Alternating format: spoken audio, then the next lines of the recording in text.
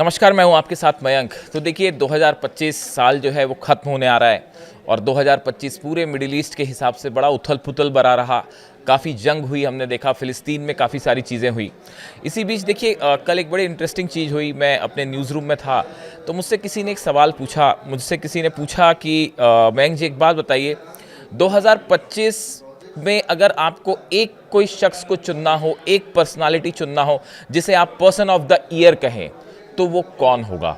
या अगर आप किसी को नोबेल प्राइज़ देना चाहें वाकई, तो आपको क्या लगता है 2025 में वो कौन शख्स होगा जिसे नोबेल प्राइज़ दिया जाना चाहिए? इस तरह का सवाल मुझसे किसी ने किया। तो देखिए जब उन्होंने ये सवाल पूछा, जैसे ही उन्होंने मुझसे ये सवाल पूछा, मेरे जहन में सिर्फ और सिर्फ एक नाम था, ईरान के सुप्रीम लीडर अली खामेनेई साहब। हालांकि मैंने उनको ये बताया कि देखो ऐसा है कि नोबेल प्राइज़ जो है वो अली खामेनेई जी के लिए बहुत ही छोटी चीज़ है। अली खामेनेई जो है ईरान के सुप्रीम लीडर, उनको किसी नोबेल प्राइज़ की ज़रूरत नहीं है।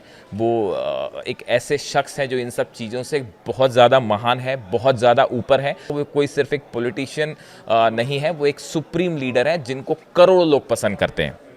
खैर, मैंने उनसे ये बात कही कि देखो भाई, अगर मुझे ही ये चुनने के लिए आप कहें कि किसी एक शख्स की बात कीजिए जो 2025 की सबसे बेहतरीन शख्सियत या जिनका सबसे ज़्यादा प्रभाव रहा या जो सबसे ज़्यादा प्रभावशाली रहे, तो मैं चुनना चाहूँगा ईरान के सुप्रीम लीडर अली खामेनेई साहब को। उन्होंने मुझसे पूछा कि ऐसा क्यों कह रहे हो आप, इसकी क्या वजह है? पूरी दुनिया तो ये चर्चा कर रही थी कि डोनाल्ड ट्रंप को नोबेल प्राइज़ मिलेगा, नहीं मिलेगा। तो उन्होंने इस तरह की बात की तो मैंने उनको 8 वजह बताई। मैं वही वजह आपके सामने भी रखना चाहता हूं कि क्यों 2025 की सबसे बेहतरीन शख्सियत जो है वो मैं अली खामेनेई साहब को कह रहा हूं। और सिर्फ 2025 की बात ही नहीं है, जितने समय से अली खामेनेई साहब का शासन है ईरान में, वो एक हिस्टोरिकल पर्सन है। मतलब उनके लिए कोई सिर्फ 2025 की बात नहीं है, पूरी उनकी लाइफ स्पैन जो है वो पूरी ह्यूमैनिटी के लिए एक संदेश है। लेकिन फिर भी चूंकि सवाल ऐसा आया कि 2025 की बात कीजिए, इसलिए इस तरह की बात हुई। तो मैंने उनसे कहा कि देखिए मैं आपको 8 वजह बताता हूं कि आखिर क्यों मैं ये कह रहा हूं कि 2025 में सबसे प्रभावशाली अगर कोई रहा तो वो ईरान के सुप्रीम लीडर अली खामेनेई साहब रहे। देखिए पहली वजह, आप अगर गौर से देखें, इस बात को समझने की कोशिश करें कि ईरान जब चाहता तो न्यूक्लियर बॉम्ब बना सकता था, एटम बॉम्ब बना सकता था। देखिए 64% के करीब एनरिच्ड यूरेनियम है उसके पास, और वो जब चाहे 64% से 90% करना बहुत आसान होता है। जब चाहे आप उसको एनरिच करके एटम बॉम्ब बना सकते हैं। लेकिन अली खामेनेई साहब ने हमेशा ये बात कही कि हम कभी वेपन ऑफ मास डिस्ट्रक्शन नहीं बनाएंगे, ये मानवता के खिलाफ है, ये इस्लाम के विरुद्ध है। इस तरह की बात उन्होंने रखी। देखिए कितनी मॉरल लाइन खींच रखी है उन्होंने, कितना मॉरल हाई स्टैंडर्ड्स रखे हैं। और ये सही मायनों में एक शांति का संदेश होता है कि जब आपके पास कैपेबिलिटी है, लेकिन उसके बाद भी उन्होंने कहा कि नहीं, हम जो है वो मानवता के खिलाफ नहीं जाएंगे, हम कोई ऐसा हथियार नहीं बनाएंगे जिससे जो है बड़े लेवल पर लोगों को नुकसान हो सकता है। ये शांति का सच्चा संदेश था, एक महानता है जिसमें उन्होंने साबित किया चाहे जो हालात हों हम अपने प्रिंसिपल्स पे कायम रहेंगे। इसीलिए उन्हें जो है 2025 की शख्सियत का अवार्ड दिया जाना चाहिए, या वो एक बेहतरीन पर्सनालिटी है। दूसरी बड़ी बात, देखिए जब भी ह्यूमैनिटी की बात होगी, मानवता की बात होगी, खासकर अगर हम बीते साल देखें, फिलिस्तीन में जो कुछ हुआ, वहाँ बच्चों के साथ जो कुछ हुआ, वहाँ महिलाओं के साथ जो कुछ हुआ, उनके लिए आवाज़ बुलंद करने वाला अगर कोई एक शख्स है तो वो है ईरान के सुप्रीम लीडर अली खामेनेई साहब। वो हमेशा फिलिस्तीनियों की उन माओं के साथ खड़े रहे जिन पे अत्याचार हो रहा था, उन बच्चों के साथ खड़े रहे जिनके ऊपर बम्बार्डमेंट्स हो रहा था, जिनकी मौतें हो रही थी। ऐसे समय में अगर फिलिस्तीन के लिए किसी ने सबसे मुखर होकर आवाज़ उठाई तो वो है सिर्फ और सिर्फ अली खामेनेई साहब। और न सिर्फ देखिए बहुत सारे देशों ने इसको लेकर आलोचनाएं की और तमाम बातें कही, लेकिन फिलिस्तीनियों की असली मदद के लिए कोई सामने आया। ये दूसरी वजह है जो उन्हें बाकी लोगों से अलग करती है। हम तीसरी बात करते हैं। देखिए जो 12 दिन की जंग हुई, जब इजराइल और ईरान की 12 दिन की जंग हुई, इस 12 दिन की जंग में ईरान ने जो हमले किए इजराइल के ऊपर, हमने उनको बड़े माइन्यूटली फॉलो किया।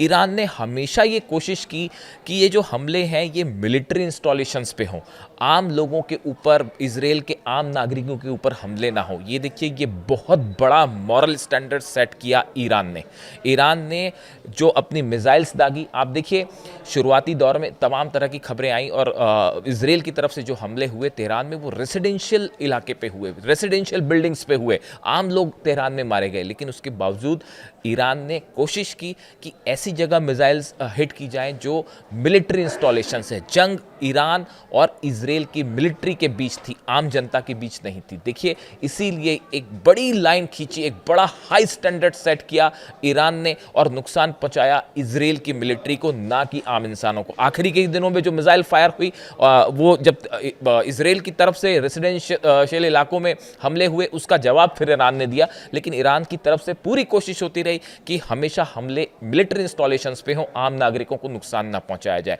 ये एक बहुत बड़ा मॉरल स्टैंडर्ड था। देखिए, चौथी बड़ी वजह जो अली खामेनी साहब को बाकी दूसरे लोगों से अलग करती है और उन्हें एक बेहतरीन शख्सियत बनाती है, और वो है उनका लाइफ स्टाइल।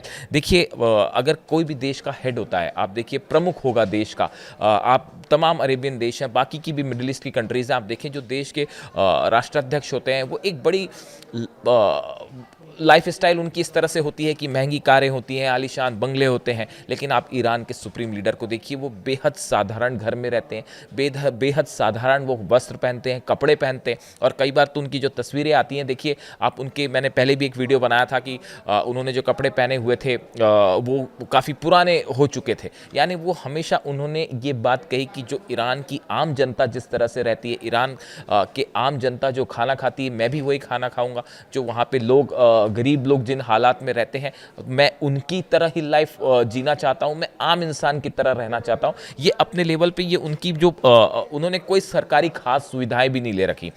ये अपने आप में उनको बाकी लोगों से बिल्कुल जुदा करती है, और ये एक बहुत बड़ी जो है उनका संदेश, उनकी लाइफ ही जो है पूरा एक संदेश है। देखिए, पांचवी एक बड़ी यूनिक बात मैंने नोट करी। अभी आप देखिए, ऑस्ट्रेलिया में जब ज्यूज़ पर हमला हुआ, यहूदी समुदाय पर जब हमला हुआ, तो उसके फ़ौरन बाद उसकी आलोचना करने वाले देशों में ईरान भी शामिल रहा। आप देखिए कितना हाई मॉरल स्टैंडर्ड है। ईरान के विदेश मंत्रालय के प्रवक्ता की तरफ से ये बयान आया कि हम इस तरह की मास किलिंग का विरोध करते हैं। जबकि आप देखिए कि एक प्रकार से अगर आप जंग की बात करें तो यहूदियों के बीच में और ईरान के जो लोग हैं, इनके बीच में एक प्रकार की दुश्मनी रही। सरकारों के बीच में तो कम से कम दुश्मनी है ही, लेकिन अली खामेनी साहब ने हमेशा ये बात कही कि देखिए, ठीक है, दुश्मनी है हमारी, तो जंग हम वहाँ की सेना से करेंगे, वहाँ की सरकार से करेंगे, लेकिन आम जनता जो उसमें इन्वॉल्व नहीं है, हम उसकी किलिंग को कभी जस्टिफाई नहीं कर सकते। और ईरान के सुप्रीम लीडर के प्रिंसिपल्स को मानते हुए ईरान ने ये बयान दिया कि हम ऑस्ट्रेलिया में जो ज्यूज़ पर हमला हुआ, मास किलिंग हुई, हम उनके खिलाफ हैं। देखिए कितने हाई मॉरल स्टैंडर्ड सेट किए हैं अली खामेनी साहब ने अपने ईरान में। ये पांचवी बड़ी वजह मुझे लगती है, जिसकी वजह से मुझे लगता है कि 2025 में कोई एक ऐसा शख्स था जिसने सबसे ज़्यादा प्रभाव डाला पूरी दुनिया में, सबसे ज़्यादा प्रभावित किया, तो वह है ईरान के सुप्रीम अली खामेनी साहब। मैं छठी बात बताता हूं। देखिए, बड़ी सारी उनकी स्पीचेस हैं 2025 की। मैं 25 की बात इसलिए कर रहा हूं क्योंकि 2025 खत्म होने वाला है और इसी रेफरेंस में मुझसे सवाल पूछा गया था। हालांकि उनकी बड़ी सारे भाषण हैं, पहले की कई सारी प्रीचिंग्स हैं जो कि बड़ी खास है, लेकिन हम अगर 2025 की बातें करें, मैंने उनकी ऑलमोस्ट हर स्पीच को बड़े गौर से सुना।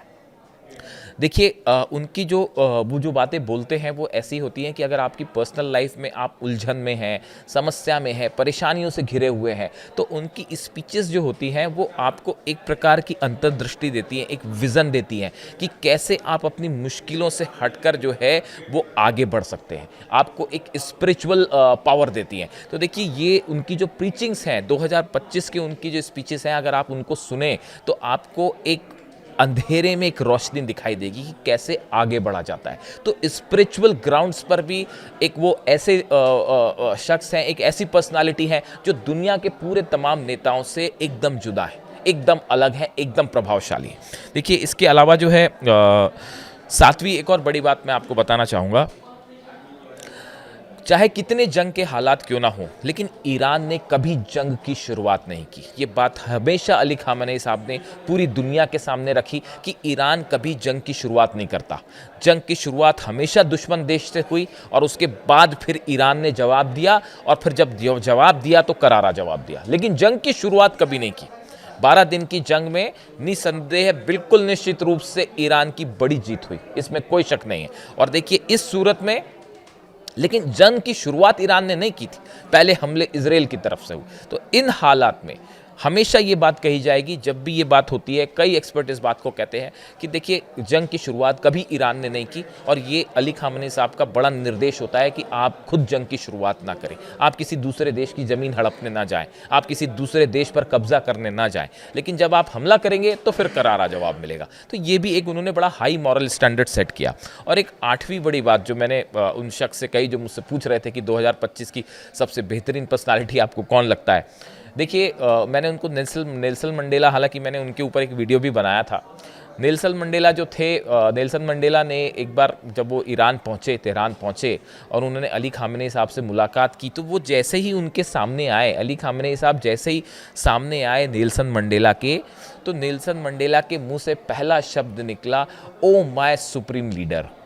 नेल्सन मंडेला की महानता के बारे में किसी को कोई शक नहीं होना चाहिए। पूरी दुनिया नेल्सन मंडेला को एक आदर्श मान के चलती है, एक महान नेता मान के चलती है। और नेल्सन मंडेला जैसा शख्स जो है, जब अली खामेनी साहब से मिला तो उसके बाद उन्होंने पहली बात अली खामेनी साहब के लिए कही, ओ माय सुप्रीम लीडर। तो जब नेल्सन मंडेला जिस शख्स को, जो नोबेल प्राइज़ विनर जो है नेल्सन मंडेला, वो जब जीवित थे तो उन्होंने अली खामेनी साहब को अपना सुप्रीम लीडर कहा। तो जब एक नोबेल प्राइज़ विनर जो है वो अली खामेनी साहब को ओ माय सुप्रीम लीडर कह रहा है, तो बाकी लोगों की तो बात ही क्या है। तो देखिए ये कुछ ऐसी वजह है जब मुझसे सवाल किया गया कि क्यों आपको कौन लगता है। देखिए अभी सब तरफ जो है ईयर एंडर्स की बात हो रही है, मतलब जब भी जितने न्यूज़ चैनल्स हैं उनमें सब में जो है इस तरह के प्रोग्राम बन रहे हैं कि 2025 में सबसे प्रभावशाली नेता कौन रहा, सबसे शक्तिशाली कौन रहा, इस तरह की तमाम चर्चाएं हो रही हैं। तो इसी बीच मुझसे ये सवाल किया किसी ने,